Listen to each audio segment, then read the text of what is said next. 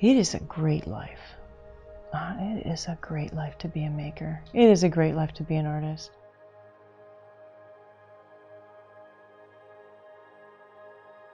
What is it to live, truly? How do I serve? That made me move to New York. And then I moved back in order to paint my community.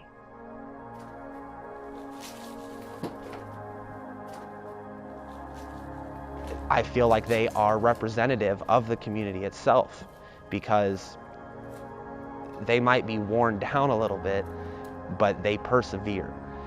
And why shouldn't we be proud of those things?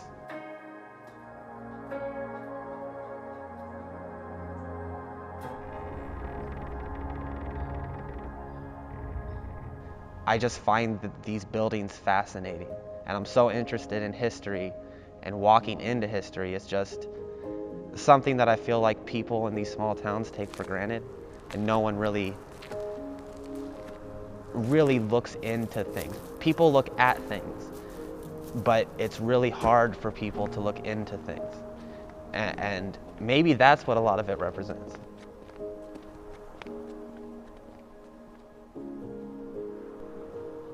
You know, art is, in my estimation, the visible soul of a community. You know, it can be judged, liked by some, not liked by others, but art and culture is the vibration that people are looking for.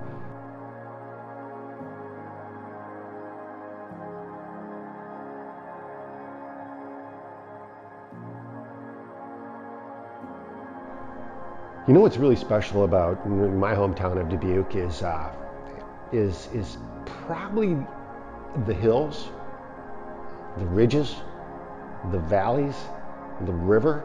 The environment is really, really appealing to me. I think it's one of the most beautiful cities in Iowa.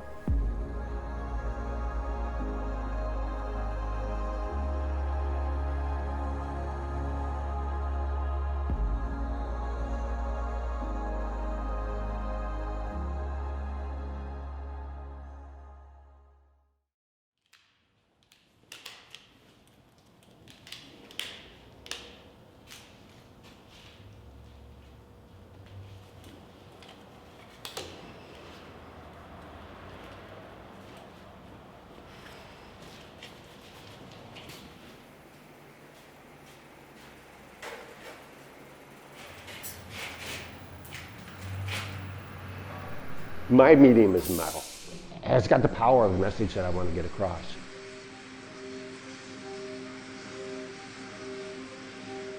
You know, after working in a medium for so long, you start to interpret the world through your medium. Oh, I'd like to videotape that. Oh, I'd like to paint that. I'd like to sculpt this.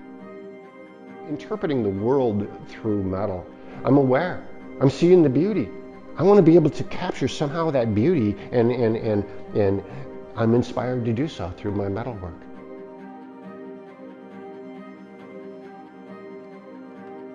I don't have an industrial background, but you know, I guess I really must love it, because I spend a lot of time down here by myself, and really I think a lot of artists experience that. It sometimes gets very lonely, but when you get in the pocket and you're driving forth with the inspiration, time eviscerates.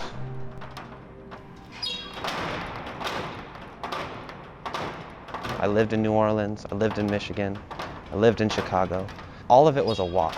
Like, I could have not done any of that, and it wouldn't have made a difference in my mind. Because to me, the only stuff that matters is the stuff that you share with other people.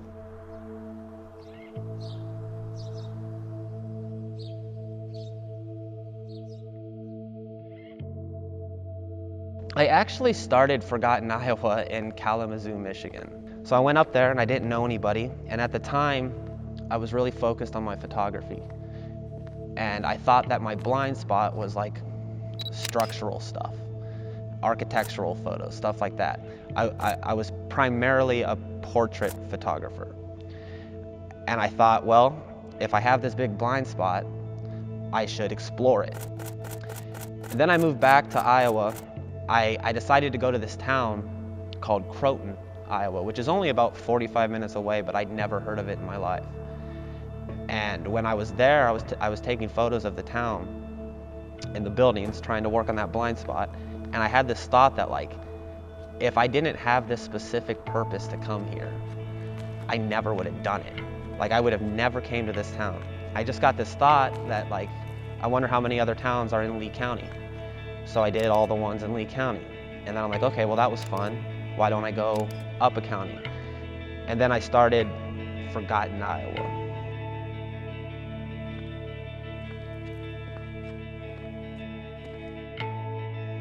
I like to make work in series, and I've done a lot of different series.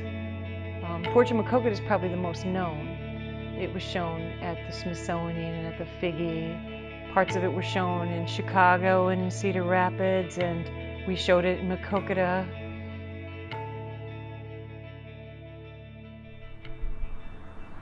That was one form of exploring community and the artist.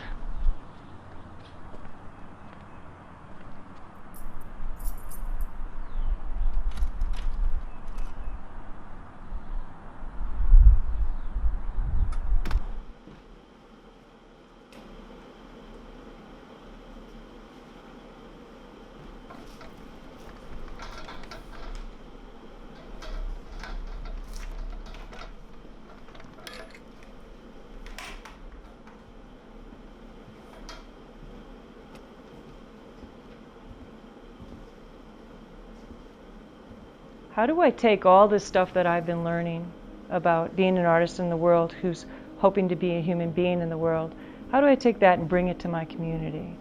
How do you give them that quality of that experience when you're sitting across from your model and you both know you've met another person, right? And in a way you've performed this service of witnessing another person's life?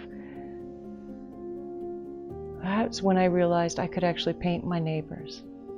That was how I got my big, huge idea to paint Maquoketans. It was like putting this idea of who and what can an artist give to their community, putting that up on the easel and letting the artist understand and explore it. The artist in me understand and explore it. I often say Maquoketa is a really great place to work, especially if you're a maker or a creator. It's off the grid enough for you to discover yourself, but close enough to the big cities for you to go in and get a little taste of what you might need for a spark here or a spark there, and then come home and have a lot of space in a really beautiful place to make something. Because you have access to this wider world through your computer, through your phone, through your thing, you can actually make a small town amazing. But we lose too many of our young people to the cities. Maybe everybody should go for a little bit, but don't forget to come back and see if you can actually make your real dreams for yourself come true. Younger people's energy in a small town is absolutely invaluable. Absolutely invaluable. But what I fear for them, the young people of the social media generation, is not having that space, that physical space like I had, right? Sometimes you need to learn who you are in a quiet way. And I feel like without that social media, that world, that computer world, that phone world, will actually suck the life out of a lot of us. So how do you find that balance, right? It's the new generation question.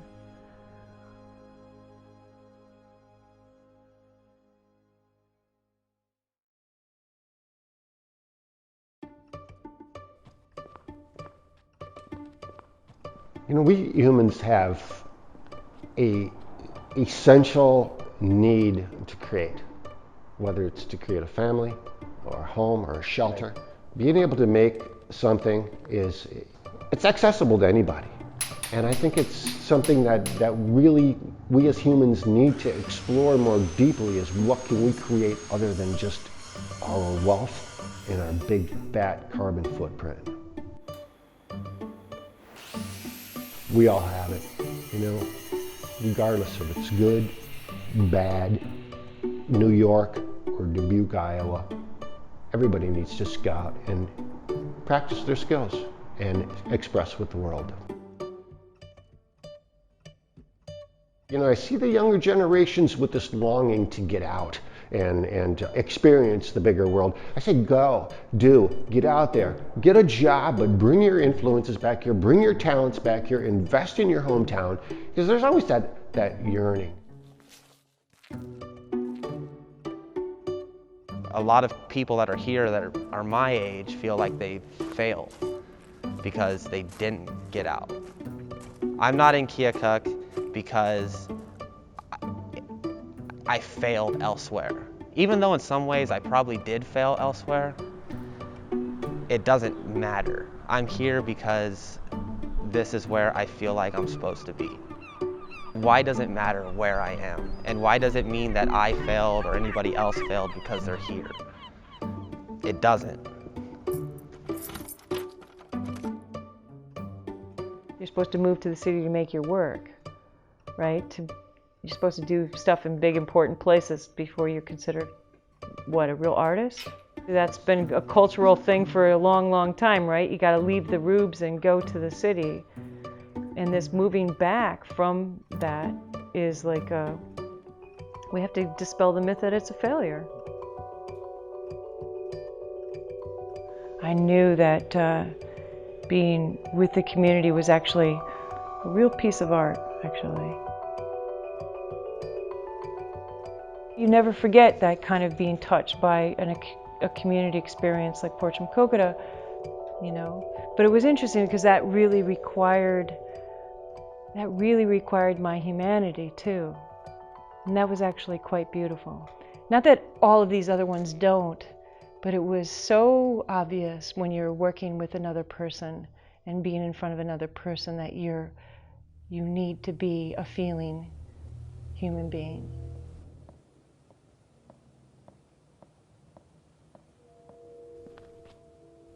Each of us has this opportunity to share and to build. Equally, we have an opportunity to tear down and to denigrate. I think it's incumbent upon each of us to get out there and live in a community to make it as rich and as vibrant and as interconnected as we can. This is it. This is our turf. This is our land. This is our life. It's going on and it's going by. People say I spend time on art. I say I spend my life on art. I spend my life building community. It's something I've always done. I build community. Being a consumer isn't going to solve the problems that we have in the world. Neither is building a piece of art, mind you. But when people come around and talk about that art, they're not talking about hurting each other. They're talking about what is in common with them in the universal language of art. You don't have to build some marvelous whatever or paint something that's going to be a masterpiece. A community member that wants to make a more beautiful community can help somebody out. They can say hello to somebody.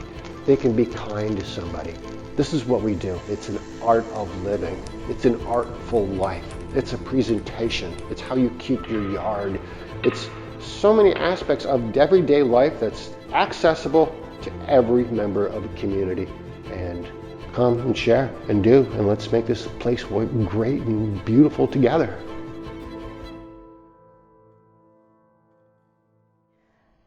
I hope her story inspires a few of the best and brightest among you to see what you might do in your own hometowns.